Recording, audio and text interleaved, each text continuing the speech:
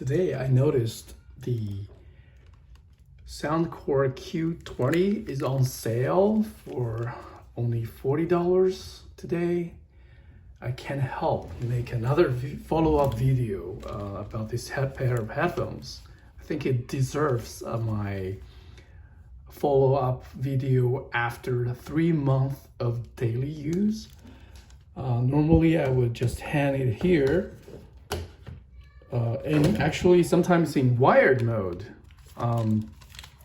connected to my DAC file DAC here, but this is my MacBook Pro wall mount. I have documented the making process in another YouTube video. You can check that out. But back to these headphones. It's very well made. There's very little wear and tear after 3 months of use. I dropped it a few times, scratched the case a little bit here, but otherwise it held up fantastically. I've never had any problem with this headphone. Very high quality, all metal bands here. I'll let you know why this is the best $40 Bluetooth noise canceling headphones on the market. First of all, my favorite feature. It connects to 2 devices at the same time. As I already discussed that topic in my previous review, we can double click this power button to enter the battery mode. The blue light will blink rapidly. If I double click, then it's ready to be paired with a second device. For example, I would do my iPhone, and when I'm working, I pair it with my MacBook Pro, just like this, and it works seamlessly. I can answer my phone and listening to music, iTunes Music, Spotify from my MacBook Pro with no problem whatsoever. Well, what I don't like is also about this button. It requires a long press to power off and on for more than maybe 3 seconds. I found that annoying actually, but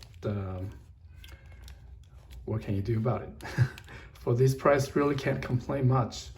And also the Bose QC35 would have a toggle button here on and off. That would be much quicker connect, and that headphone would announce what device this one, the headphone is connected to, and it will also pronounce the battery life, like 80%, 90%. This guy only would say battery high, medium, low. However, I can see the battery exact level on my iPhone power meter. That's not a deal breaker though. Yeah, anyway, double click here, play button to give you a bass boost. And noise canceling, long press to deactivate.